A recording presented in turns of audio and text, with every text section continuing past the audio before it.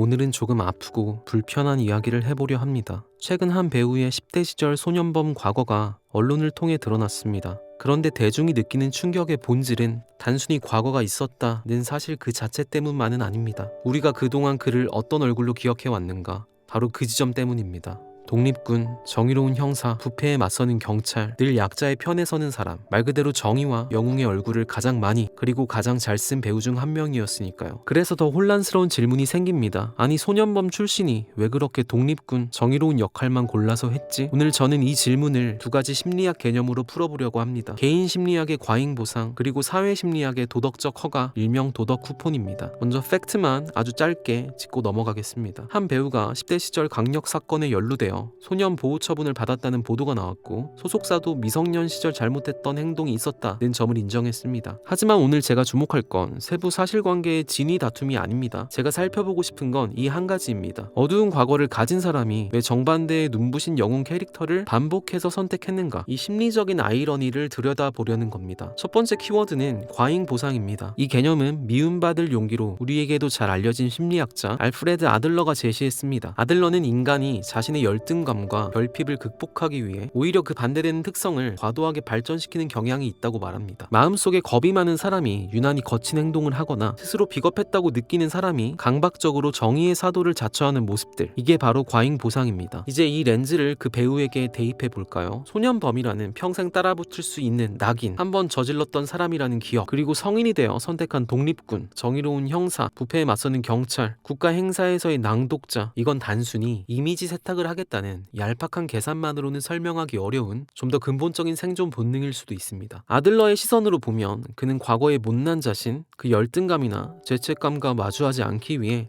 누구보다 필사적으로 정의라는 가면을 써야 했던 것일지도 모릅니다. 나는 이제 그때 그 사고치던 아이가 아니다. 나는 이렇게 정의로운 사람이다. 그는 배역을 통해 끊임없이 자기 자신을 설득하고 있었던 건 아닐까요? 두 번째 키워드는 도덕 쿠폰, 학술 용어로는 도덕적 허가입니다. 2001년 심리학자 베누아 모닝과 데일 밀러는 흥미로운 연구 결과를 발표했습니다. 사람들은 자신이 과거에 도덕적인 행동을 했다고 느끼면 이후에는 오히려 비도덕적이거나 편파적인 행동을 해도 괜찮다고 느끼는 경향이 있다는 겁니다. 쉽게 말해서 이렇습니다. 내가 이만큼 착한 일을 했으니 내 통장에는 도덕 포인트가 쌓였겠지? 그리고 나중에는 그 포인트를 쿠폰처럼 꺼냈으며 자신의 잘못을 정당화한다는 것입니다. 자, 그럼 이 배우에게 독립군, 경찰, 애국지사, 정의로운 형사 역할은 단순한 커리어였을까요? 아마도 그것은 대중의 머릿속에 이 사람은 믿을 수 있는 좋은 사람이다 라는 도덕 자본을 정립하는 과정이었을 겁니다.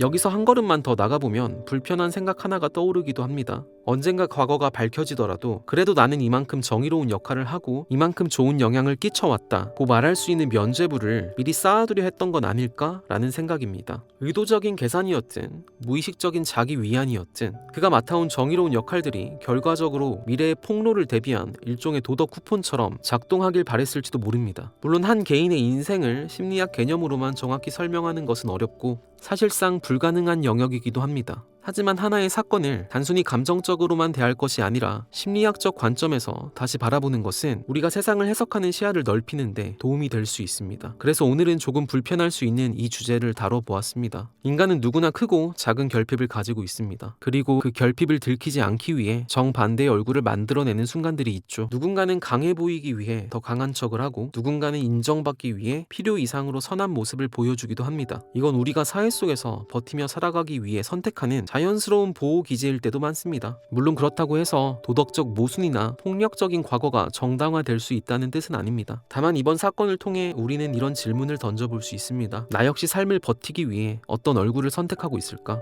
나는 왜 그 얼굴을 필요로 했을까? 사건은 끝나도 질문은 여전히 남습니다. 그리고 그 질문은 때로 우리 자신의 마음을 이해하는 새로운 관점을 열어주기도 합니다. 오늘 이야기가 흥미로웠다면 구독과 좋아요 부탁드립니다. 다음에도 흥미로운 이야기로 찾아오겠습니다. 감사합니다.